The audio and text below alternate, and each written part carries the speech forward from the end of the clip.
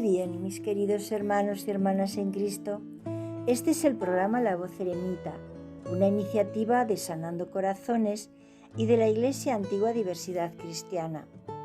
Os habla la hermana Consuelo de Jesús desde el eremitorio El Pobre de Asís en Cantabria, España, deseando las más ricas bendiciones del Señor.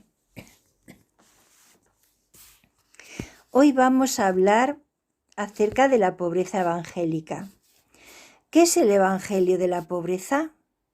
Dios ha querido arreglar este mundo tan injusto, lleno de desigualdades, por el camino de la pobreza voluntaria del Hijo de Dios, que, siendo rico, se ha hecho pobre por nosotros para enriquecernos con su pobreza. Segunda de Corintios, capítulo 8, versículo 9. El Papa Benedicto XVI, hablando en una ocasión sobre este tema, dijo así: la pobreza que Jesús declaró bienaventurada es aquella hecha de desprendimiento, de confianza en Dios, de sobriedad y disposición a compartir con otros. Cierro cita. Jesús invitó a sus discípulos a seguirlo sin mirar atrás. Notemos que la pobreza evangélica no es la misma que la pobreza originada por condiciones o sistemas económicos injustos. La pobreza evangélica es elegida voluntariamente, como una manera óptima de ser discípulo de Cristo. Esto no significa que el deseo razonable de los bienes materiales sea malo, sino que se subordina a la vida que va hacia Dios. En mi caso, yo no tuve la necesidad de elegir. Desde que tengo uso de razón, recuerdo mi desapego e incluso mi rechazo por los bienes materiales. Podría decirse que vine así de fábrica, puesto que tendría que sentir todo lo contrario, habiéndome criado en una familia adinerada. Pero el hecho de vivir rodeada de tanto lujo y ostentación me hacía sentir incómoda, como si estuviera fuera de lugar. Yo no quería vivir así. Miraba la cruz y veía a un Cristo sufriente, despojado de todo, pero lleno de amor por la humanidad. Y yo quería sentir su amor en mí. Necesitaba que me cuidara y mimara, porque a pesar de vivir en la abundancia de los bienes materiales, sufría de una gran carencia afectiva. Sentía una fuerte atracción hacia el crucificado y el ardiente deseo de entregarle mi vida en agradecimiento por haber dado la suya por mí.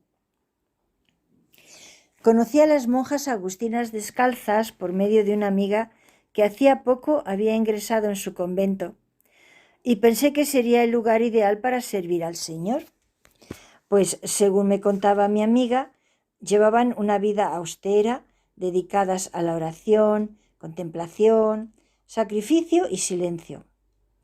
Así que entré y permanecí allí varios años, pero sentía que el Señor me pedía más. Me parecía que a pesar de los ayunos, sacrificios y penitencias que hacíamos, llevábamos una vida demasiado cómoda y relajada para mi gusto. Leyendo el Nuevo Testamento, di con el capítulo 6 del Evangelio según San Mateo, y me impactó la forma como Jesús nos da a conocer a un Padre creador amoroso, cuidadoso y dadivoso con toda su creación, y especialmente con sus dos obras maestras, el hombre y la mujer, a la vez que nos invita a confiar plenamente en su providencia, porque Él cuida mejor de nosotros que a los pájaros del cielo y a los lirios del campo. Esta lectura me ayudó a afianzarme aún más en mi propósito de vivir la pobreza y el desapego evangélicos, y en toda su radicalidad, confiando plenamente en la providencia divina. Pero no sabía cómo hacer ni a quién pedir asesoramiento, hasta que un día, buscando en la biblioteca del convento algún libro que me pudiera orientar, di con la vida y escritos de San Francisco y Santa Clara de Asís. A medida que avanzaba en la lectura, descubrí que estos dos santos, al igual que yo, venían de familias adineradas y que renunciaron a todos sus bienes para abrazar a dama pobreza, dependiendo totalmente de la providencia divina y dedicando sus vidas al servicio de los pobres. Francisco viviendo entre ellos y Clara desde el convento. Cuando acabé la lectura del libro ya tenía muy claro que quería vivir pobre entre los pobres, sanando tanto sus cuerpos como sus almas, llevándolas el mensaje del Evangelio. Después de conocerle, San Francisco de Asís ha sido mi referente.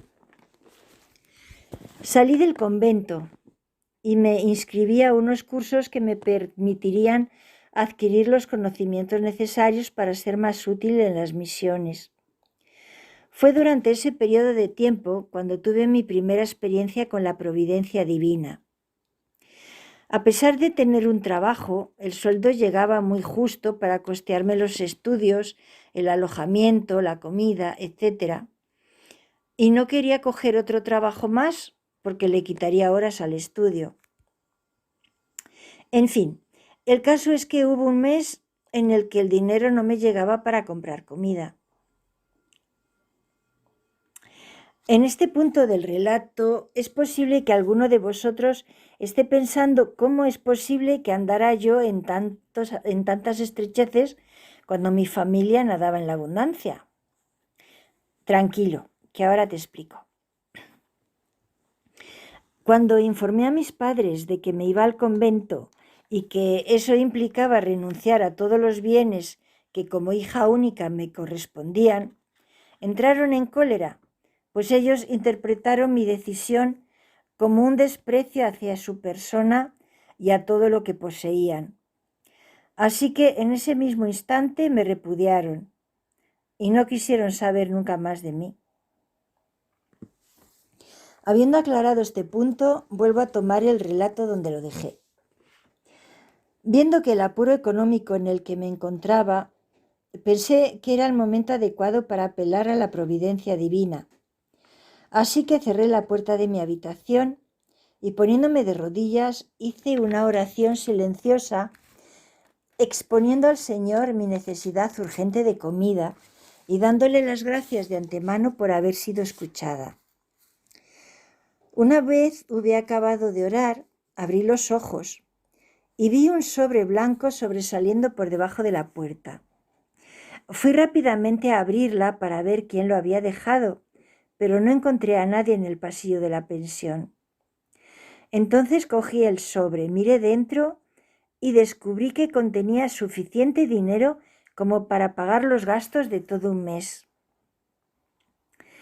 En ese momento también experimenté por primera vez que nuestro buen Padre Dios es sumamente generoso, dándonos mucho más de lo que le pedimos e incluso antes de que se lo hayamos pedido. Durante los años que viví en África, el Señor respondió a mis ruegos infinidad de veces con la misma generosidad que le caracteriza. Para no prolongar demasiado el programa de hoy, solo relataré una de sus manifestaciones. Entre otras funciones, me habían puesto al cargo de la escuela de la misión, y un día se acabaron las provisiones para darles de comer a los alumnos y tampoco teníamos dinero para comprarlas. Así que acudí a mi banco de comida particular. ¿Adivináis cuál es? Pues sí, habéis acertado. Es el banco de la providencia divina. Me arrodillé en medio del aula e invité a los niños a que todos juntos le pidiéramos a Papá Dios que nos enviara comida. Poco después llamaron a la puerta de la escuela y fui a abrir.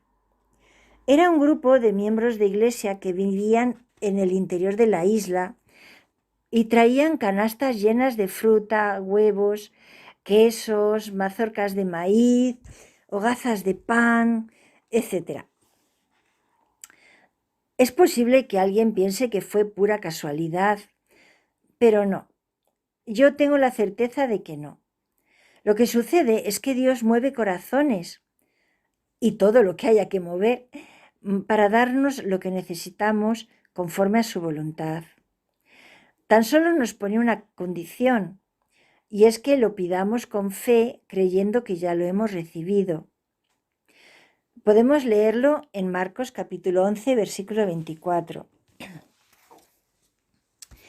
Confiar plenamente en la providencia divina no significa echarnos a la Bartola y aquí me las den todas, sin trabajar ni intentar solucionar los problemas cuando surgen. Nosotros debemos esforzarnos y hacer todo lo que esté en nuestras manos para salir de las dificultades y problemas, sabiendo que donde nuestras fuerzas terminan, comienzan las de Dios. Su palabra y mi experiencia también me han enseñado que si yo pongo mi pan, Él lo multiplica cada vez que hace falta. Por eso me da seguridad saber que no dependo de mis fuerzas, sino de su voluntad. Desde que abracé la vida eremítica, sigo practicando el abandono total en su providencia. Y os puedo asegurar que aún enferma y sin ningún tipo de ingreso fijo por voluntad propia, nunca me ha faltado un techo que me cobije, un plato de comida en la mesa, ni dinero para pagarme los medicamentos y otros gastos. Presto la ayuda que puedo a quien la necesita sin pedir nada a cambio, a imitación del pobre de Asís, y el Señor se encarga de proveer a mis necesidades, sirviéndose de personas de gran corazón y generosidad. Con frecuencia me viene a la mente el versículo 33 del capítulo 6 del Evangelio de San Mateo, donde Jesús dice: «Buscad primeramente el reino de Dios y su justicia, y todas las demás cosas os serán dadas por añadidura». Siempre que recibo una bendición del Señor me emociono mucho, porque es como si me dijera: «No olvides que te amo y todas tus necesidades están cubiertas conmigo. No temas, yo te sostengo». Soy infinitamente feliz dependiendo de su providencia, y este hecho paradójicamente me proporciona una agradable sensación de libertad, puesto que mi mente está libre de toda inquietud, ansiedad, impaciencia, porque tengo la certeza de que mi Padre del cielo cuida de mí, y al verlo actuar en mi favor le siento más real, más cercano, casi le puedo tocar. Aún queda mucho por decir acerca de la pobreza evangélica, pero seguiremos desarrollando este tema dentro de 15 días, si Dios así lo dispone. Hasta entonces me despido de todos vosotros con la bendición de San Francisco. Que el Señor os bendiga y os guarde, os muestre su rostro y tenga misericordia de cada uno de vosotros, os mire benignamente y os conceda la paz. Amén.